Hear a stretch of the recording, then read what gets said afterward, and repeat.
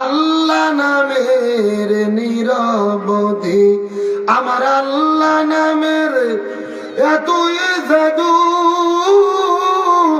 আল্লাহ নামের এতই মধু লুকিয়ে রেখেছেন হে আল্লাহ। লা ইলাহা ইল্লাল্লাহ, জোরে লা ইলাহা লা ইলাহা ইল্লাল্লাহ মুহাম্মাদুর রাসূলুল্লাহ। সাইদ ভাইয়ের মা, মুগ্ধ ভাইয়ের মা, মালিক ভাইয়ের মা, নিজামি ভাইয়ের মা, তোমরা বড়ই ভাগ্যবতী, আনলে ধরাই দিনের জ্যোতি। সালাম জানাই তোমায় ফেরেশতা, সালাম জানাই তোমায় ফেরেশতা। সাইদ ভাইয়ের মা, মুগ্ধ ভাইয়ের মা, মালিক ভাইয়ের মা, সাইদি ভাইয়ের মা, তোমরা বড়ই ভাগ্যবতী, আনলে ধরাই দিনের জ্যোতি। সালাম জানাই তোমায় ফেরেশতা, সালাম জানাই তোমায় ফেরেশতা। আলহামদুলিল্লাহ, পৃথিবীর মানচিত্রে প্রায় 2 শতাধিক স্বাধীন দেশের মধ্যে মুসলিম সংখ্যা গরিষ্ঠ দ্বিতীয় বৃহত্তম বাংলাদেশের ঐতিহ্যবাহী মেহেরপুর জেলার অন্তর্গত মুজিবনগর থানায় ঐতিহ্যবাহী রশিদপুর গ্রামবাসীর উদ্যোগে আয়োজিত ঐতিহাসিক তাফসীরুল কোরআন মাহফিল। আজকের মাহফিলের সম্মানিত সুযোগ্য সভাপতি, মহান আল্লাহ তাআলা যাকে সম্মানিত সভাপতির আসনে কবুল করেছেন, বিশিষ্ট সমাজসেবক, এলাকার সর্বজন শ্রদ্ধাভাজন ব্যক্তিত্ব জনাব মোহাম্মদ রবিউল ইসলাম সাহেব, আমরা সম্মানিত সভাপতির জন্য দোয়া করি আল্লাহ তাআলা তাকে দিনের জন্য, ইসলামের জন্য কবুল করুক, সকলে পড়ি আমিন। আজকের প্রোগ্রামের সম্মানিত আলোচক বিন্দু, বিশেষ করে আমি আসার পূর্ব মুহূর্ত পর্যন্ত কোরআন এবং হাদিসের আলোকে যিনারা অত্যন্ত গুরুত্বপূর্ণ আলোচনা করে শোনালেন, বিশেষ করে আমার পূর্বে আলোচনা করেছেন অত্র এলাকার কৃতি সন্তান, বিশিষ্ট আলিমে দ্বীন, আমার প্রিয় ভাই, যার মাধ্যমে দাওয়াত গ্রহণ করে এই মাহফিলে আমি এসেছি, তরুণ ইসলামী আলোচক হাফেজ মাওলানা মোহাম্মদ জাহাঙ্গীর আল হোসাইন, প্রিয় ভাইয়ের জন্য দোয়া করি আল্লাহ তাআলা তার কণ্ঠকে কোরআনের ময়দানে বিশ্বময় কবুল করুক, সকলে পড়ি আমিন। আলোচনাটাকে ধন্য করেছেন আপনাদের মসজিদের সম্মানিত ইমাম এবং খতিব, আমার প্রিয় ভাই হাফেজ মোহাম্মদ মুস্তাফিজুর রহমান হৃদয়, প্রিয় ভাইয়ের জন্য দোয়া করি আল্লাহ তাআলা তাকেও দ্বীনের জন্য, ইসলামের জন্য, কোরআনের ময়দানে তার কণ্ঠকে কবুল করুক, বলি না আমিন। মঞ্চ উপস্থিত বিভিন্ন শ্রদ্ধাভাজন ব্যক্তিবর্গ, আমার সামনে উপস্থিত দিনদার, পরেশগার, ইমানদার, মুত্তাকি ভাইরা, পর্দার অন্তরালে আমার মা বোনেরা আছে না নাই? আর একটু জোরে বলেন, আছে না নাই? সকলের প্রতি সিনে মোতাবেক শুভেচ্ছা জ্ঞাপন করে এই মুহূর্তে জানতে চাচ্ছি, দীর্ঘ 1 বছর পরে, বাক স্বাধীনতা ফিরে পাওয়ার পরে আপনাদের কাছে জিজ্ঞেস করতে চাচ্ছি, ও মেহেরপুরবাসী, আপনারা সকলে কেমন আছেন? আলহামদুলিল্লাহি রাব্বিল আলামিন। যে আল্লাহ তাআলা দয়া করে, মায়া করে, মহব্বত করে, আরামের ঘুম থেকে পৃথক করে কোরআনের মহব্বতে জান্নাতের বাগানে আসার এবং বসার মতো তৌফিক দান করলেন, সে আল্লাহর প্রতি আপনারা খুশি না বেজার? কম না বেশি? যদি হয়ে থাকেন খুশি, মুখে নিয়ে হাসি, উঁচু করে কাল্লা চিৎকার করে পড়তেছে আলহামদুলিল্লাহ। আরো জোরে বলি আলহামদুলিল্লাহ। রব্বানা লাকাল হামদ হামদান কাসীরান তাইয়িবান মুবারাকান ফীহি। চিৎকার করে বলি আল্লাহু আকবার। আরো জোরে বলি আল্লাহু আকবার। এ মেহেরপুরের তৌহিদি জনতা, আল্লাহু আকবার বলতে কি কোনো ভয় আছে? কোনো টেনশন আছে? এই বাংলাদেশে আল্লাহু আকবার বলতেও ভয় ছিল, নারায়ে তাকবীর আল্লাহু আকবার স্লোগান দিতেও ভয় ছিল, যতদিন পর্যন্ত স্বৈরাচার হাসিনা বাংলাদেশে ছিল। আরো জোরে বলেন। এরকম হাজার হাজার মানুষের দরকার নেই। 10 জন মানুষ যদি আপনাদের মেহেরপুর থানার সামনে গিয়ে, আপনাদের মুজিবনগর থানার সামনে গিয়ে নারাই তাকবীর আল্লাহু আকবার স্লোগান দিতেন, কিছুক্ষণ পরে পুলিশ এসে গোলাগুলি শুরু করত। আর এইরকম মাহফিল যদি আপনারা করতে চাইতেন, ডিসি অফিস, এসপি অফিস, এলাকার ছুটকে ফাটকে নেতা আর তেলতেলা গোয়েন্দারের বাড়ি ঘুরতে ঘুরতে অন্তত 6 জোড়া করে স্যান্ডেল ক্ষয় হতো। কতক্ষণ ঠিক কিনা? তারপরও দেখা গেছে এক নেতার নাম পোস্টারে দিলে আর এক নেতার মন খারাপ, আর এক নেতার নাম পোস্টারে দিলে আর এক নেতার মন খারাপ। ওদের নিজেদের মধ্যে কুকুরের মতো কামড়া কামড়ির কারণে হাজারো কোরআনের মাহফিল বাংলাদেশে বন্ধ হয়েছে। আমি শুনেছি আপনাদের এই গ্রামে দীর্ঘ 17 বছর পরে মাহফিল হচ্ছে, আলহামদুলিল্লাহ বলেন। এই যে আমার বাম পাশে বসে আছেন, এই মানুষটাকে কি চিনেছেন? মনে হচ্ছে আজকের মাহফিলের দ্বিতীয় বক্তা নাকি? উনি কিন্তু আপনাদের থানার, মুজিবনগর থানার সম্মানিত ওসি মহোদয়, আলহামদুলিল্লাহ বলেন। এটাই হলো পরিবর্তনের ফসল। এই মাহফিল যদি গত বছর হইতো, আর যদি ওসি সাহেব মঞ্চে আসতো, জনগণ মনে করতো হয় কমিটি গ্রেপ্তার, না হলে বক্তা গ্রেপ্তার। এ কথা কর না গা। যেই ওসি আগে আসে মাহফিল বন্ধ করতো, এখন ওই ওসি আসে মাহফিলের নিরাপত্তা দিচ্ছে। এ আল্লাহু আকবার কোন। এমন একটা দেশেরই তো আমরা স্বপ্ন দেখি। কতক্ষণ ঠিক কিনা? আরে ওসি শুধু মেলাতে যাবে, গান বাজনাতে যাবে, কনসার্টে যাবে, মাহফিলে কেন আসবে না? থানার প্রশাসনের প্রধান দায়িত্ব ইমানদার মুসলমানদের পক্ষে থাকা। আমরা ওসি মহোদয়কে আজকে স্যালুট দেই। তার পুরো টিমের প্রশাসনের সদস্যরা মাহফিলে এসেছেন, সবার জন্য শুভ কামনা করি। এখন যেরকম ভাবে ইমানদারদের পক্ষে তারা আছে, আজীবন তারা যেন ইমানদার মুসলমানদের পক্ষে, দেশের পক্ষে আল্লাহ থাকার তাদের তৌফিক দেয়। বলেন আমিন। আরো জোরে বলেন আমিন। এ মুসলমান ভাইরা, গভীর মনোযোগ লক্ষ্য করুন। ওই স্বৈরাচার ভারত থেকে বাংলাদেশে এসেছিলেন মূলত বাংলাদেশ থেকে ইসলাম এবং মুসলমানদেরকে শেষ করে দেওয়ার জন্য। তার ধারাবাহিকতায় গত 16 বছরে আমরা দেখেছি বাংলাদেশের শিক্ষা ব্যবস্থার মধ্য থেকে কোরআন হাদিসের শিক্ষাকে কেটে দিয়ে তারা ঢুকিয়ে দিয়েছিল বান্দরের শিক্ষা। হাজার হাজার আলেমদেরকে জেলের মধ্যে বন্দী করেছিল, দাড়ি টুপিওয়ালাদেরকে গ্রেপ্তার করে জঙ্গিবাদের নাটক করেছিল।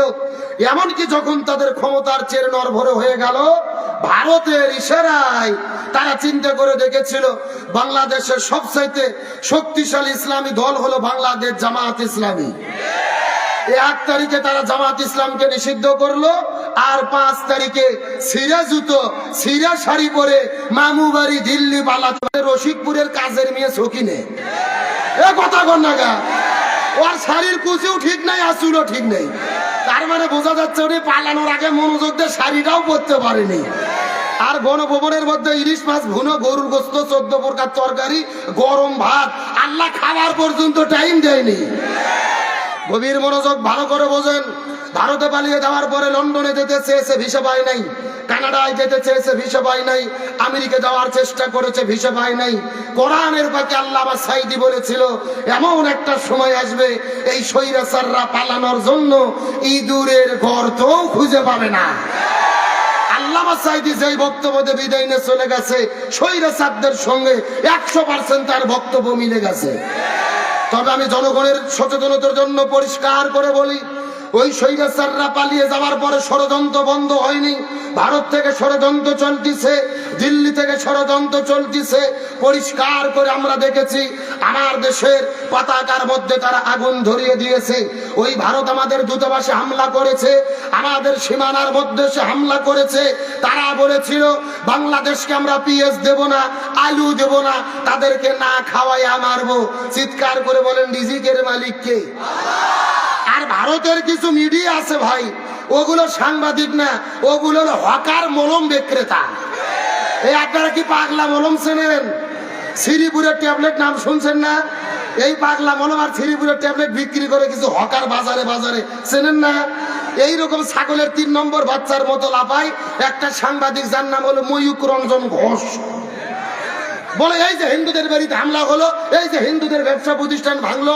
সত্য করে বলেন মেহেরপুরের মুসলমান, স্বৈরাচার পালিয়ে যাওয়ার পরে আপনারা কি কোনো হিন্দুদের বাড়িতে হামলা করেছেন? আপনারা কি কোনো মন্দির ভেঙেছেন? বরং আমরা দেখেছি গত দুর্গা পূজায় জামাত ইসলামের ভাইয়েরা, বিএনপির ভাইরা, প্রশাসনের ভাইরা তাদের দুর্গায় ঘুরে ঘুরে তাদের পূজা মণ্ডপকে নিরাপত্তা দিয়েছে। আমরা তাদের মন্দিরকে নিরাপত্তা দেই, আর ওরা ভারতের ভেতরে আমাদের বাবরি মসজিদকে ভেঙে ওই জায়গায় তারা রাম মন্দির তৈরি করে। সুতরাং নরেন্দ্র মোদীকে বলবো, তুমি নিজের সরকারি তেল দাও, আমাদের ব্যাপারে নাক গলাতে হবে না। বাংলাদেশের ভেতরে হিন্দুরা জামাই আদরে বসবাস করতেছে, তোমরা ভারতে মুসলমানদের নিরাপত্তা নিশ্চিত করো। ওরা বলছে বাংলাদেশে আলু দেবো না, পেঁয়াজ দেবো না। আমরা বাংলাদেশের মুসলমান বলছি তোদের পেঁয়াজ আর আলু আমরা খাবো না। 15 দিন ওদের পেঁয়াজ আর আলু আমরা টাকা দিয়ে কিনিনি। এখন ভারতে আলু হলো 1.5 টাকা কেজি, পেঁয়াজ হলো 2 টাকা কেজি, পচে 6 লাখ, এলাকায় গন্ধ হয়ে নষ্ট হয়ে যাচ্ছে। কৃষকেরা আলু আর পেঁয়াজ রাস্তার ফেলে দিয়ে নরেন্দ্র মোদীর বিরুদ্ধে আন্দোলন করতেছে। আল্লাহু আকবার বলেন। আমাদের বাংলাদেশে একটা কথা আছে, অন্যকে বিপদে ফেলাতে গেলে ওই বিপদে নিজেকে, ওরা আমাদের বিপদে ফেলাতে গিয়ে নিজেরাই বিপদে পড়েছে। তবে বর্তমানে বাংলাদেশের ডক্টর মোহাম্মদ ইউনূস এ হলো ঠান্ডা মাথার পাকা খেলোয়াড়। কথা কন না গা, এই মাল কথা কয় কম কিন্তু কাজ করে বেশি। আমাদের দেশের পতাকায় আগুন লেগে গেছে, দূতাবাসে হামলা করেছে। স্বাধীনতার 54 বছর সব দল এক হতে পারেনি, কিন্তু ডক্টর ইউনূসের আহ্বানে বাংলাদেশের সব রাজনৈতিক দল এক মঞ্চে দাঁড়িয়ে ঘোষণা করেছে বিএনপি বিএনপির স্বার্থে কাজ করবে, জামাত জামাতের স্বার্থে কাজ করবে, চরমোনাই চরমোনের স্বার্থে কাজ করবে, কিন্তু দেশের স্বার্থ রক্ষার জন্য আমরা সবাই এক দল। সুতরাং আজকের প্রোগ্রাম থেকে পরিষ্কার করে বলি, এই বাংলার জমিন 18 কোটি জনগণ রাজপথে নেমেছিল। আমাদের রংপুরে প্রিয় ভাই আবু সাইদ বন্দুকের কাছে বুক পাতিয়ে দিয়ে চিৎকার করে বলেছিল, আমার মনে দারুণ ঝড়, বুক পেতেছি গুলি কর। একে একে 4টে গুলি বুকের মধ্যে নিয়ে শহীদ হয়ে বিদায় নিয়েছেন। মুগ্ধ ভাই পানি বিতরণ করতে গিয়ে শহীদ হয়ে বিদায় নিয়েছেন। 18 কোটি জনগণ রাজপথে নেমেছিল, স্বৈরাচাররা পালাতে বাধ্য হয়েছে। প্রয়োজনে বাংলাদেশের আবারও 18 কোটি জনগণ হাতে হাত রেখে মাথায় কাপনের কাপড় বেঁধে রাজপথে নামবো। আমার দেশের স্বাধীনতা, সার্বভৌমত্ব, বাংলাদেশের 1 ইঞ্চি মাটি নিয়ে ওই ভারতের দাদা বাবুদেরকে আমরা শ্রেণীমিনি খেলতে দেব না, দেব না, দেব না। কারা কারা রাজি? 2টি হাত আল্লাহকে তুলে দেখা। লিল্লাহে তাকবীর, লিল্লাহে তাকবীর। বাংলাদেশের শত্রুরা হুঁশিয়ার, সাবধান। ইসলামের শত্রুরা হুঁশিয়ার, সাবধান। লিল্লাহে তাকবীর। আপনারা কি মন খারাপ করলেন, রাগ করলেন? বর্তমানে বাংলাদেশের নাগরিক হিসেবে সচেতন হওয়ার জন্য এই কথাগুলো বলা আমাদের দরকার ছিল। একদম আপনি বলতে বলবেন, আপনি চুপচাপ থাকেন। ওদের অত তেল মারে মারে বসান যাবে না। এখানে যদি মমতাজের কনসার্ট হইতো ওদের কি ঢাকা লাগতো? আর আমার আগে 3য় বক্তা ডাকছে, 3য় বক্তা ডাকছে, ওদের গায়ে গরম হচ্ছে না। কথা কন না কেন? কনসার্ট হলে তোমাদের ঢাকা লাগে না, মাহফিলে এত ঢাকা লাগবে কেন? ঢাকে ঢেকে ওয়াজ শোনানোর বক্তা আমি না। ওদের ভালো লাগলে বসবে, না হলে চলে যাবে। ঝিরঝিরি করার কোনো টাইম নেই। আমার দিকে লক্ষ্য করেন, আপনার কি তরমুজ চেনেন? তরমুজ কথা কয় না বাঙালি রে। এ তরমুজ চেনেন? তরমুজের কি ভেতরে লাল খান না বাইরে সবুজ ঢুল্লি খান? ভেতরে লাল খান। তার কারণ মজা কার ভেতরে? এই যে বাইরে বাইরে যারা দাঁড়িয়ে আছে মেলার মধ্যে, চায়ের দোকানে আড্ডা মারতেছে, এরা হলো তরমুজের ঢুল্লি খাওয়া পার্টি। এ কথা কন। আরে মজা বুঝতে গেলে ভেতরে ঢোকা লাগবে, বাইরে মজা পাওয়ার কোন সুযোগ। ওদের পেছনে শয়তান শুধু ঘুরছে, বলতেছে ঢুকিস না। আমরা দেখি ওরা পারে না, শয়তান পারে। কতক্ষণ ঠিক কিনা? আসেন, ভূমিকার কথা শেষ, এখন ডাইরেক্ট আলোচনা শুরু করব। কষ্ট হচ্ছে আপনাদের? একটু গরম পানি ঢেলে দেন, দ্রুত গরম পানি। আমার দিকে লক্ষ্য করেন। আজকের আলোচনার বিষয় হলো বর্তমানে বাংলাদেশের প্রেক্ষাপটে শান্তি প্রতিষ্ঠায় আমাদের করণীয় কি। জানার দরকার আছে না নাই? জীবনে বাঘের কিচ্ছা, হরিণের কিচ্ছা বহু শুনছেন, ওগুলো ওয়াজ বাদ দেন। আজকের আলোচনার বিষয় হলো বাংলাদেশের প্রেক্ষাপটে শান্তি প্রতিষ্ঠায় আমাদের করণীয় কি। গভীর মনোযোগ লক্ষ্য করুন। এই বাংলাদেশ 1947 সালে ভারত, বাংলাদেশ, পাকিস্তান ব্রিটিশদের কাছ থেকে আমরা স্বাধীনতা অর্জন করেছিলাম। উদ্দেশ্য কি? আমরা শান্তি পেতে চাই, কিন্তু শান্তি পেলাম না। 1971 সালে বাংলাদেশ আবারও স্বাধীন হলো। এই দেশে শান্তি প্রতিষ্ঠার জন্য আমরা শান্তি পেলাম না। 2024 এসে আবারও গণ অভ্যুত্থান করলাম শান্তি পাওয়ার জন্য। আমরা কি শান্তি পাচ্ছি? জোরে বলেন, শান্তি পাচ্ছি? তাহলে কি করলে শান্তি পাওয়া যাবে জানার দরকার আছে না নাই? ভাই খুবই খুবই কোন কথা বলবেন না, আপনার মুখে মুখে কাজ করেন। পানির ফ্লাক্স এই ভাইকে এখানে দেন তো, এত লোক এক পানি ঢালার জন্য এত লোক লাগে না। আপনি 15 মিনিট পর পর পানি ঢেলে দিবেন। আর কোনো মঞ্চে যেন কেউ ওঠা বসা না করে। লোকজন ওঠা বসা করলে কিন্তু আর মাথা হিট হয়ে যায়। চুপচাপ বসে থেকে মনোযোগ দিয়ে আলোচনা শোনেন। আছেন, আলোচনার বিষয় হলো বর্তমানে শান্তি প্রতিষ্ঠায় আমাদের করণীয়। মনোযোগ দিয়ে আল্লাহ তাআলা শোনার তৌফিক দান করুক, বলেন আমিন। আমার প্রিয় বন্ধুগণ, মুসলমান ভাইরা গভীর মনোযোগ। এই জমিনের মধ্যে শান্তি কায়েম করার জন্য আমার নবীজি 17 বছর বয়সের ভেতরে এই জমিনের মধ্যে আমার নবীজি একটা দল গঠন করেছিলেন, যে দলের নাম হলো হিলফুল ফুজুল। কি নাম বললাম? এর পরে মুসলমান গভীর মনোযোগ লক্ষ্য করুন। আমার নবীজি 17 বছর বয়সের ভেতরে এই জমিনের মধ্যে শান্তি প্রতিষ্ঠা করার জন্য একটা দল গঠন করলেন।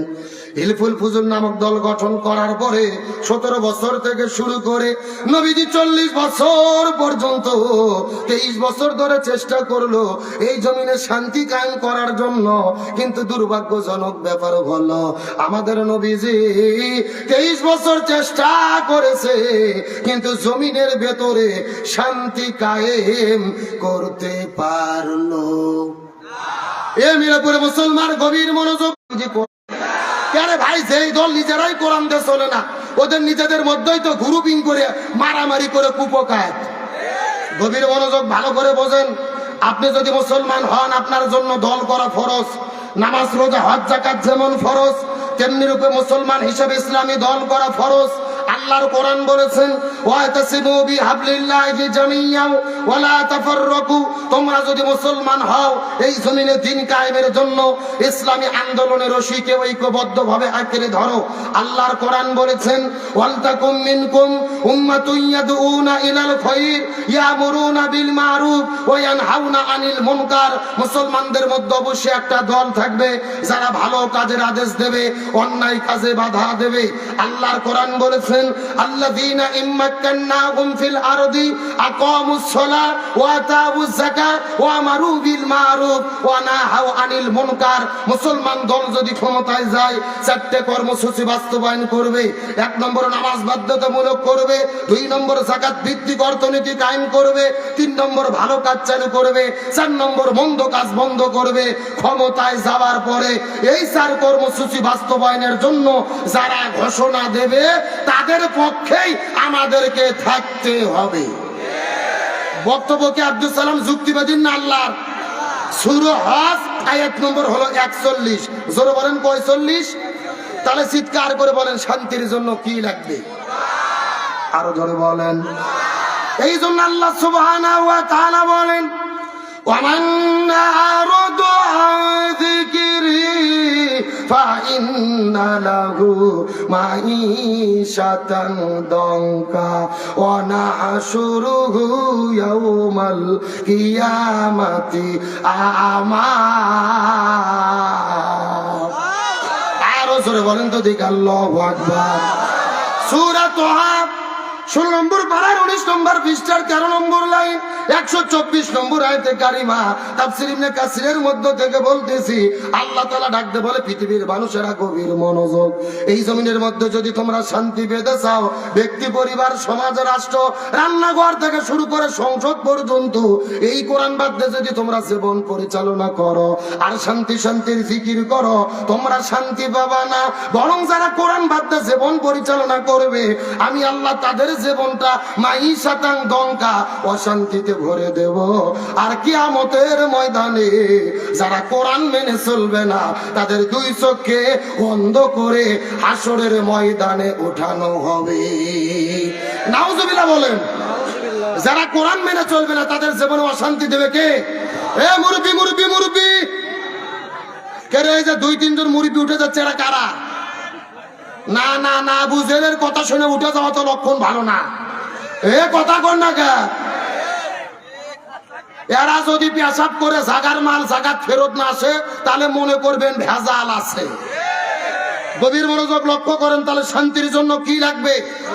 যারা কোরআন মানবে না তাদের জীবনে অশান্তি দেবে কে? আর হাসরের ময়দানে তাদের দুই চোখকে কানা করে কে উঠাবে? তাহলে চিৎকার করে বলেন শান্তির জন্য কি লাগবে? এই জন্য আল্লাহর কোরআন বলেছেন, ফামান তাবিয়া হুদায়া ফালা খাউফুন আলাইহিম ওয়ালা হুম ইয়াহজানুন। লক্ষ্য করেন, এই যাত্রা লিখে দিয়েছেন আব্দুল সালাম যুক্তিবাদী। আমি যুক্তিতে কিছু কথা আপনাদেরকে বুঝাই। মনে করেন বাংলাদেশের ঢাকা শহরে বিশাল বড় একটা পানির ট্যাঙ্কি আছে। যখন কিসের ট্যাঙ্কি? ওই ট্যাঙ্কির মধ্যে থেকে পাইপ দিয়ে দিয়ে বাংলাদেশের 64টা জেলায় পানি সাপ্লাই দেওয়া হয়। কিন্তু এই ট্যাঙ্কির ভেতরে একটা মরা বিড়েল মরিয়ে পচে গন্ধ উঠে আছে। কথা কি বোঝা যায়? একটা পাইপ আস্তে আস্তে আপনাদের মেহেরপুর মুজিবনগরেও এসেছে। এখন বলেন তো, পাইপ দিয়ে যেই পানি বের হচ্ছে ওই পানি ভালো না গন্ধ? আরো জোরে বলেন। কেন ভাই, পানি কই? গরম পানি কই? আমার দিকে লক্ষ্য করেন। এই গন্ধলা পানি বের হওয়ার পরে মেহেরপুর জেলাতে যত হুজুর আছে, মুফতি, মুহাদ্দিস, ইমাম, মুয়াজ্জিন, খতিব, সব হুজুরদেরকে বলা হয়েছে, এই হুজুরের গোষ্ঠীরা এই যে গন্ধলা পানি বের হচ্ছে তোমরা ফু দিয়ে দিয়ে পরিষ্কার করো। হবে? এ কথা বলেন হবে? আচ্ছা, মেহেরপুর জেলার হুজুর তো দূরের কথা, কাবা শরীফের ইমামও যদি এসে ফু দেয় পানি পরিষ্কার হবে? আচ্ছা বলেন তো, পানি পরিষ্কার করতে গেলে কি পরিষ্কার করা লাগবে? ওই ট্যাঙ্কি পরিষ্কার করা লাগবে। এটা কি বুঝতে পেরেছেন? এবার আসল ওয়াজ শোনেন। এই বাংলাদেশেও শান্তি প্রতিষ্ঠার একটা ট্যাঙ্কি আছে যার নাম হলো সংসদ ভবন।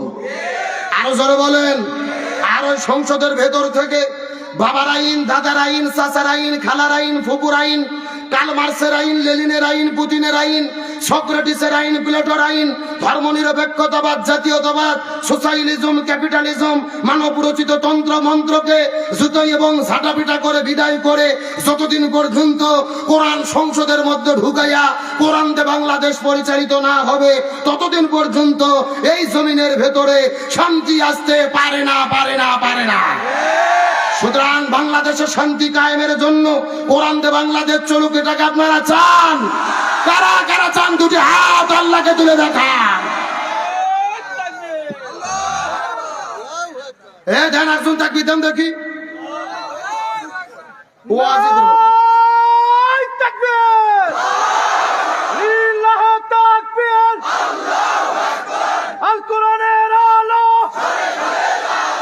সংসদে জালো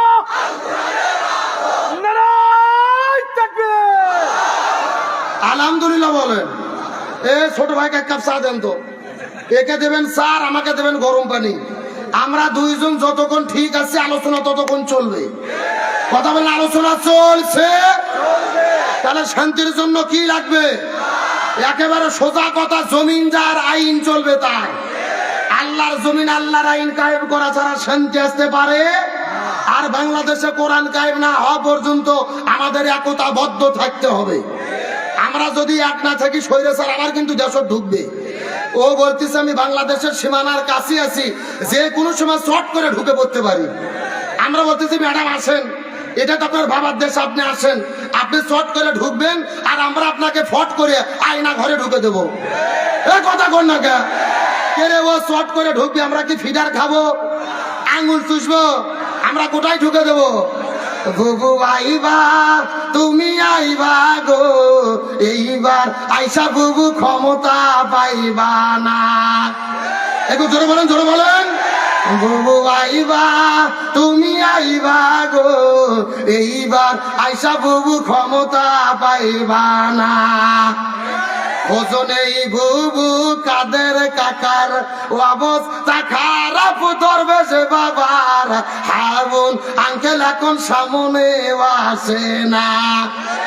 নেতা কর্মী সব জেলের ভেতর, বুবু আছে ডরের উপর, কখন জানি আসে গ্রেফতারি পরোয়ানা। বুবু আইবা তুমি আইবা গো, এইবার আইসা বুবু ক্ষমতা পাইবা না। বয়স তোমার 80 বছর, ডাকছে বুবু তোমায় কবর, দাফন হবে কোথায় সেইটা ভাবলা না। বুবু আইবা তুমি আইবা গো, এইবার আইসা বুবু সিয়ের পাইবা না। এ কথা বলেন ঠিক কিনা? আল্লাহর কোরআন বলেছে কুতিবা আলাইকুমুল কিসাস, জীবনের পরিবর্তে জীবন, হাতের পরিবর্তে হাত, পায়ের পরিবর্তে পা, চোখের পরিবর্তে চোখ। এই আয়াতের ডিজিটাল ব্যাখ্যা হলো আয়না ঘরের পরিবর্তে আয়না ঘর। বলেন তো আয়না ঘরকে আমরা তৈরি করেছি নাকি ওরাই করেছে? আমাদের প্রিয় ভাই সেই হলো হুজুরে বাঙালি।